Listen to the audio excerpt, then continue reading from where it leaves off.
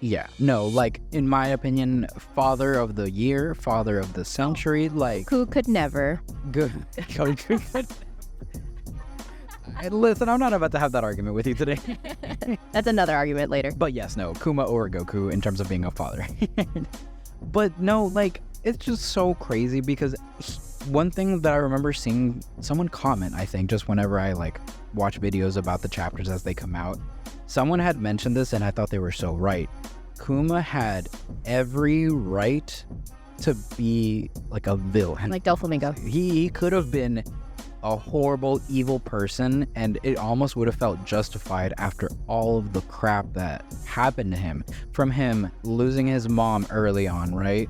To his dad, like, trying to be the... Oh my god, that fucking broke me too, early on. Like, the dad being all happy and like, hey, no, like, you know, we just gotta follow Joy Boy and everything's gonna be okay. And the Celestial Dragon just coming in and...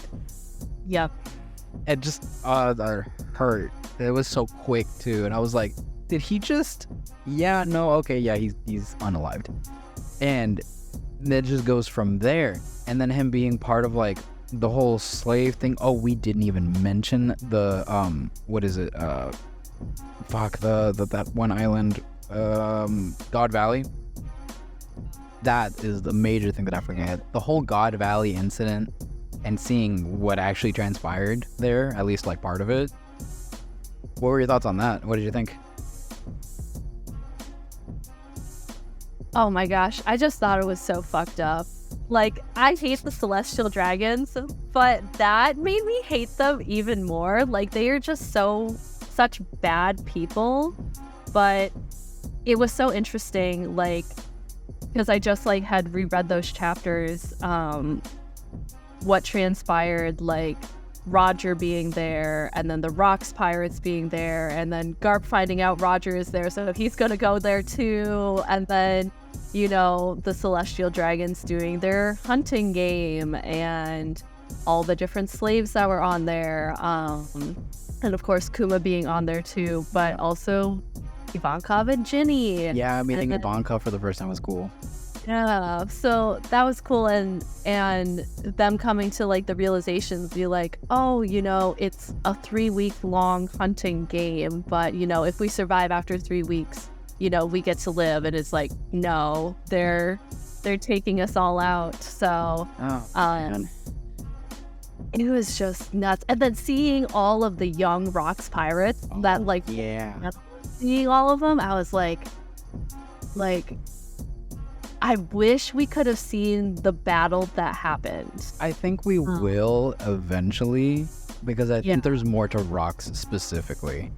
Right. Like, and yeah, we were just getting a bit of Kuma's backstory, and we got a little bit of what was happening between, like, Rocks and Roger and whatnot. Yeah. But yeah, eventually we'll see it. But it was cool to see all the young characters, the older characters being young, and, like, seeing, like, because the two devil fruits that are on the island were Kuma's fruit and Kaido's fruit. Yeah. Oh my god. Ivankov was, like, this close to getting Kaido's devil fruit power, and that blew my mind.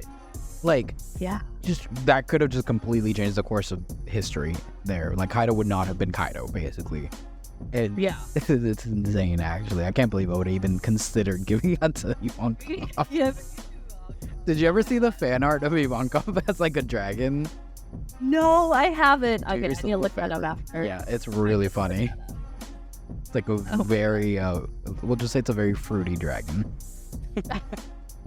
As it should be. If it's Ivankov, as it should be. Yeah. No, and it was crazy. And you're right. I do think that we are going to kind of come back to God Valley at some point. And my quick little rabbit hole theory that we're not going to spend too long on is I think that we'll get more of that once we, get more information on Rocks and also Shanks and, Figureland, Garling. Yeah, Garling, Figureland, because that's also when we're introduced to him as, like, a young person, right? Yeah. Bro, he's identical to Shanks. Straight daddy vibes. Straight daddy. Like, well, he's granddaddy now, but that's... Yeah. I'll admit, no, man's looks good for his age. Yeah, but Shanks looks 10 times better. Like... But he looks exactly like Shanks, just with the hair. I know, but like I feel like Not with that hair. Huh?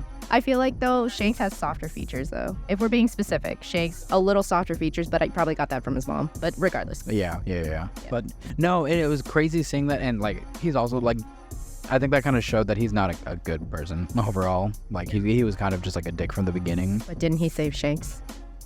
I don't know. Did he? He put him in the treasure chest for Roger to find. That's not confirmed. I'm pretty sure it's obvious what happened. That's near just speculation. So do you think his mother did it? Maybe. Or a servant? I don't know.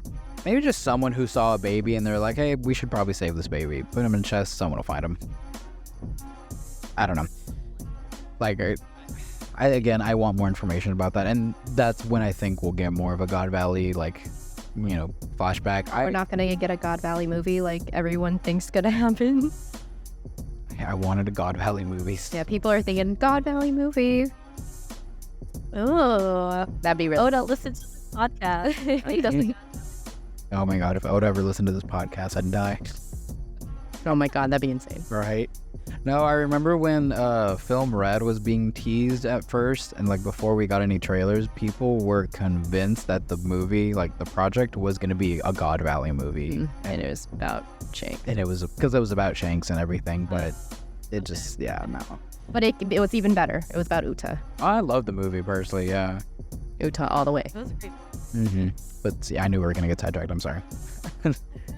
So, yeah, going back to Kuma, yeah, we see him interact, and that's where we see how he met Ivankov. And I really like that we got to see them introduced and how they got to know each other and Ginny and everything, because it adds to the relationship that they have back in Marineford and why Ivankov was so upset that Kuma didn't recognize Eva.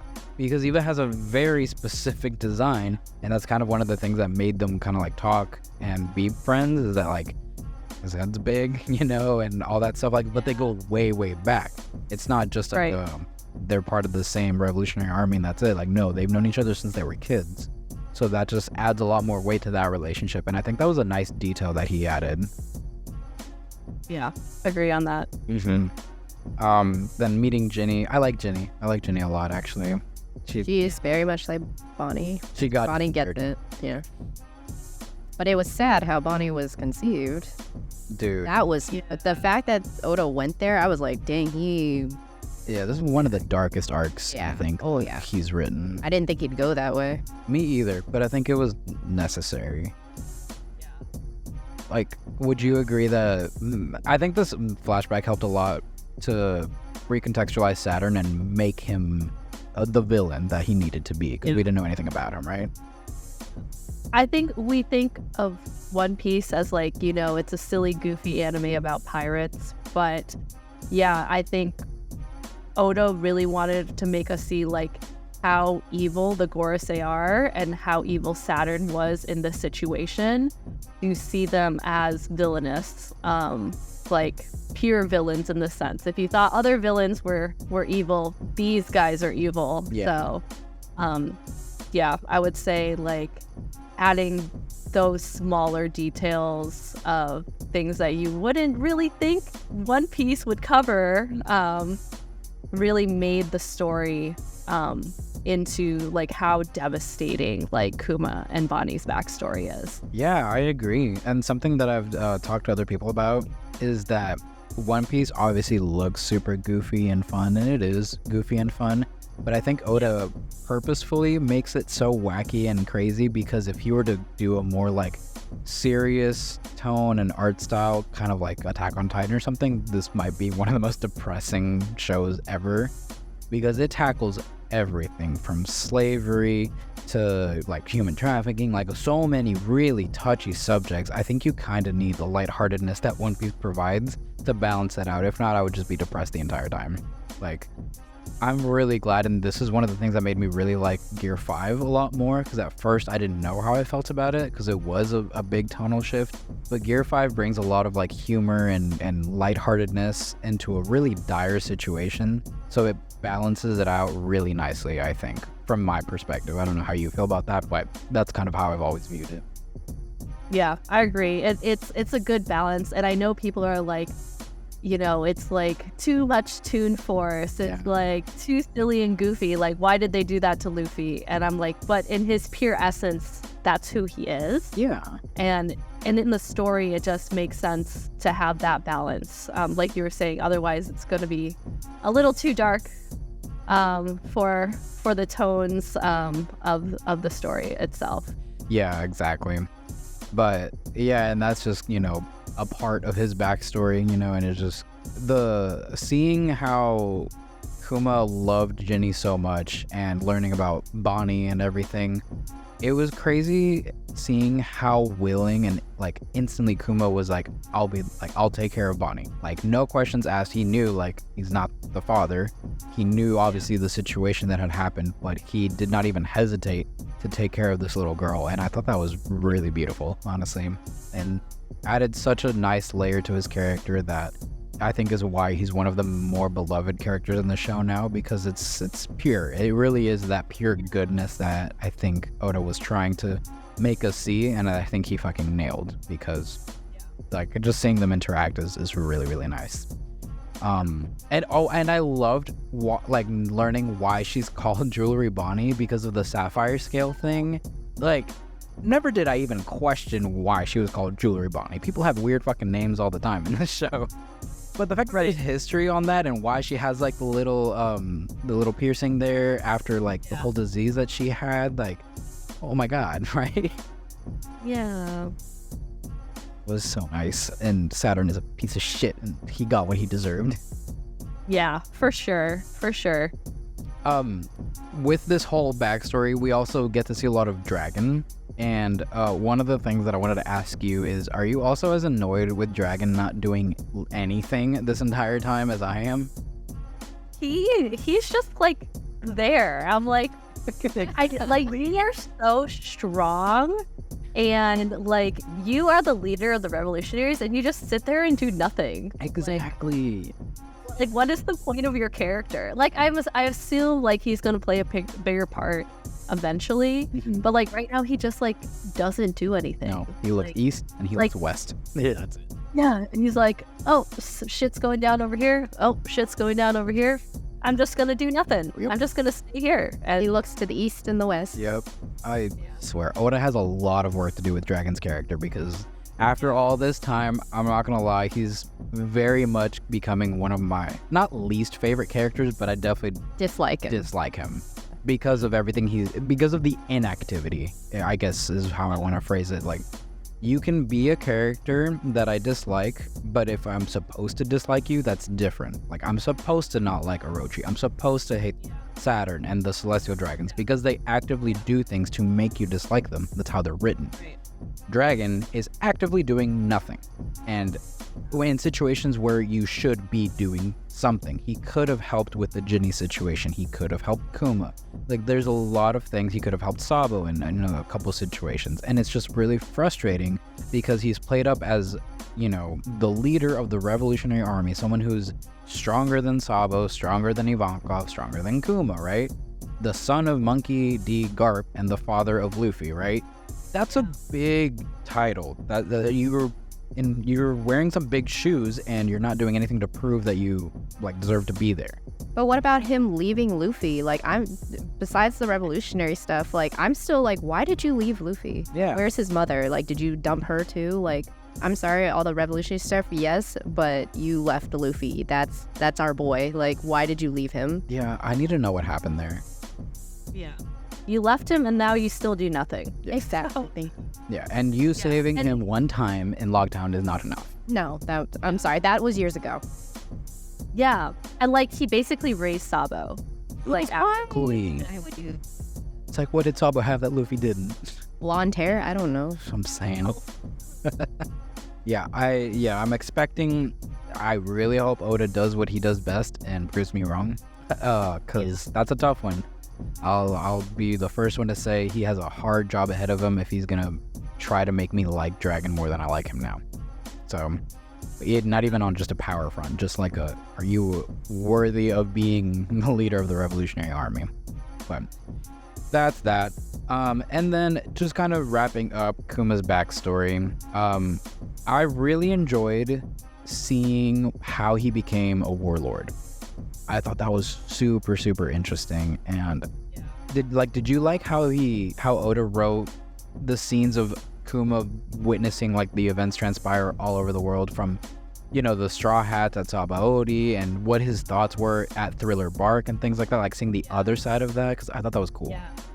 Yeah, I liked having that insight, because when we first saw him, we were thinking like, oh, he's Kuma the Tyrant. Like, he's big, scary, powerful. Like, he's just, a weapon of the world government. And then we got to see like his perspective, and especially like as he's losing his humanity, he's like, program one last thing for me, to watch over the Straw Hats. And like the goodness in his heart. Yeah, like he was, because he knew that was Dragon's son, and like, I mean, damn, Kuma did more for Luffy than Dragon did.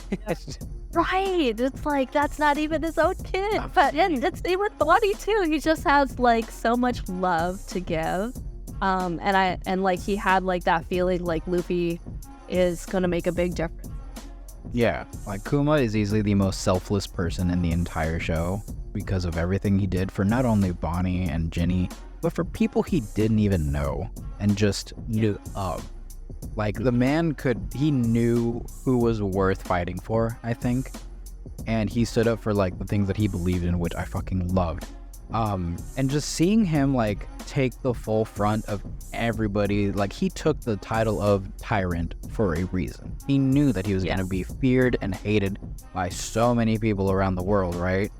For joining the revolutionaries, then leaving the revolutionaries to become a warlord, and all of that. Like, he knew what he was doing, but all of that was to save like this little girl, and nobody knew about that. I think that's just some of the best writing I've ever seen for a character. And just the final scenes with him kind of like about to get his memory wiped and everything, and Vegapunk's table, and just the line that he said, when you see Bonnie, can you wish her a happy 10th birthday? I needed a minute when I read that. I was like, oh my god, that was the most painful thing I've ever read. Yeah, I was sobbing. I was sobbing. And luckily it was just like a weekly chapter, because I could just like take that week to just like decompress from that. Decompress and like die inside after that. And then be like, okay, time to get back to One Piece. Yeah. Man, that was so heart-wrenching. Like, it has to be, in my mind, the saddest backstory in One Piece. Yeah, I didn't think that he could top like Sanji, Robin, Brook, or even Law. Like, those are some sad stories, but this was just on another level, because this was his entire life from infancy to adulthood.